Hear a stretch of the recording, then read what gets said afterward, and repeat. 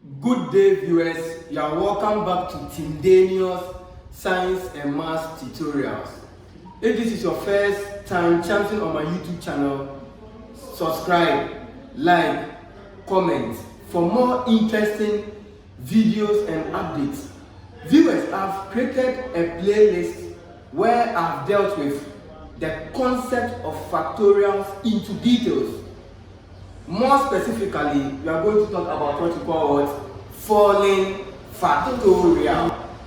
So, falling factorial is also known as lower factorial. Alright? Why lower? Lower because the numbers, okay, as you keep multiplying the numbers, it will be reducing, right? So we call it what? Lower what? Factorial or descending factorial. As the name speaks for its own self, falling. Is that also? So mathematically, falling factorial, in other words, lower factorial, in other words, descending factorial, is denoted by, we have x, we pronounce it this way, x for n, this way, x for n,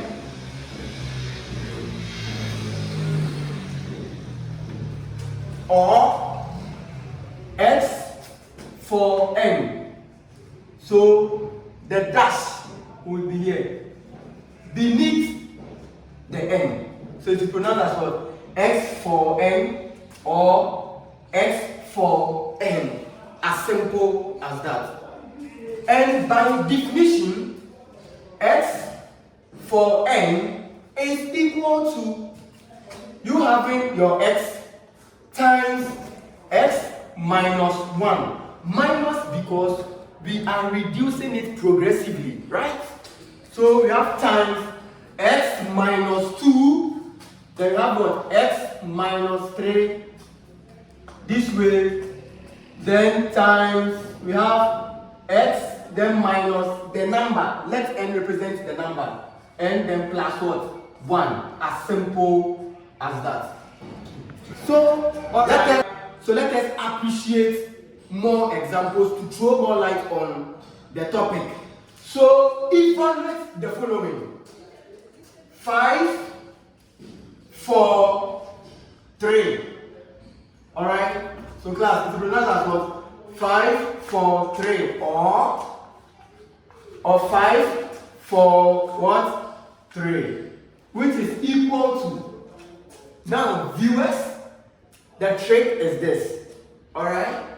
What number do I see over here? The number 3. So I will multiply the numbers, okay? And the total numbers over there should amount to 3. Alright, so if I have the number 5 here, after doing my multiplication, if I count the numbers, it should be what? It should be up to 5. So this principally means I have the first number there times the second number there, and lastly this. So I have what? 1, 2, 3. Do you get the whole concept? Now, because we are doing some sort of reduction, or we are trying to reduce the number, it's very, very trivial. So what you do is, what do we have here? Viewers, what do you have here? The number what? 5. The number what? 5. So I'll start with the number 5. Okay? So if I move on to the next number, I will reduce it by 1. Do you get it that way? So 5 minus 1. So remember, on the formula we have what? So let's assume this is 5. So I have 5 minus 1. So 5 minus 1 gives what? 4. Are you fine with that? And x is also 5. So 5 minus 2 is what? 3 in that regard.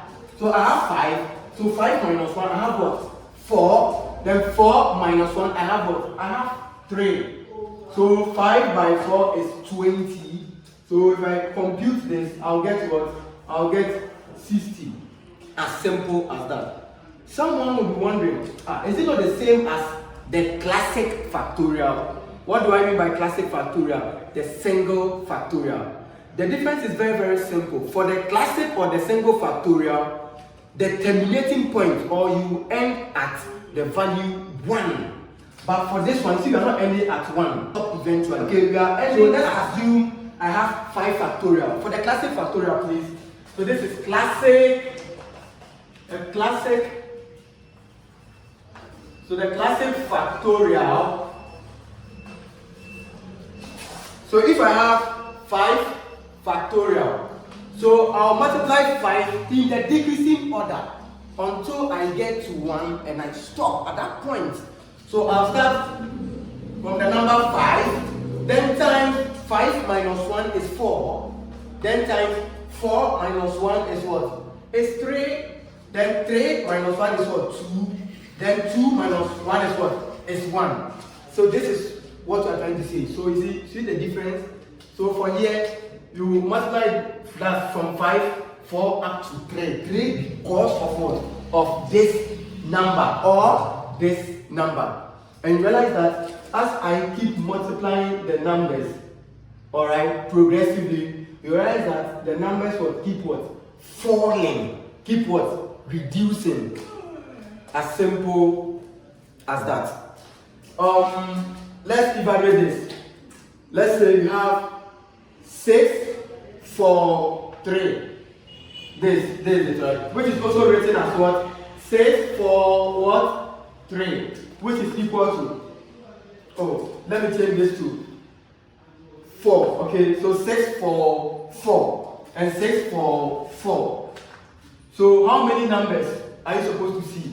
4. So I have my first number times my second number times my third number times my fourth number. So my first number will be what? Will be the number 6.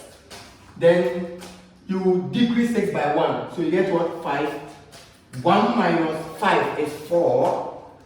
4 minus 1 is what? Is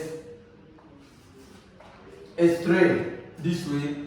So I have 1, 2, 3, what? 4. As simple as that. Then you multiply them, then that will be your final answer. Alright, so 6 by 5 by 4 by 3 should give us what?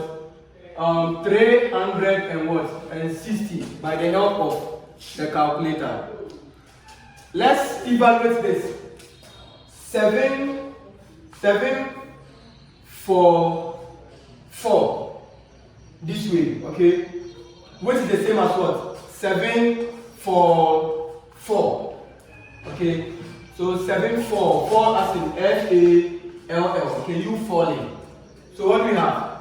We have the number 7, then times what? You reduce it by 1, so you have what? 6. Then you reduce 6 by 1, you have what? 5. Then you reduce 5 by 1, you get what? 4. So you end at this point because you have the number what? 4. So 4 means after doing the multiplication, we should be seeing how many numbers? 4 numbers in all. So let me count. 1, 2, 3, 4. So that is what? My end point or my terminating point.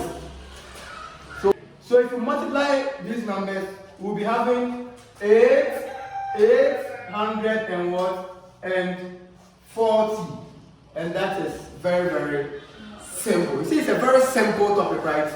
Okay, now, under what circumstances, okay, should we end at 1?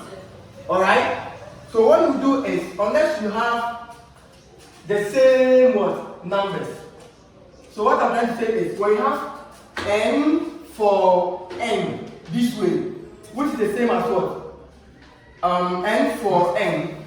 So I have n for n, which is the same as what? N for n is the same as, because the n here are the same, they are common. So you pick the common number, which is my n, then you add what? Your factorial. And remember, we said n factorial means you multiply the numbers in the descending order until you get 1. So this is what? It becomes what? A single factorial or a classical factorial. So this is very simple, right? So if I have let's say 5, okay, for 5. Okay, so 5 for 5 is the same as, because the numbers here are common, you pick the common factor, which is my 5. Then I'll add what? The factorial. And this becomes what? A classic what? Factorial. So a following factorial can be transformed into a classic factorial, provided these two numbers are what? Are the same. So this is what? A classic factorial. So you start with the number 5 times 4 times, as for this, you are just multiplying until you get to 1, then you stop. Times 3 times 2, then times what? 1. So by the help of the calculator, when you multiply them, you are getting 100 and what? And 20. Viewers, this is the end to this simple topic. Alright, when I meet you next time, we're going to do something very, very similar to this. Alright, but instead of falling, this time around we are going to rise. Alright, so stay tuned where I tackle rising factorial. Bye.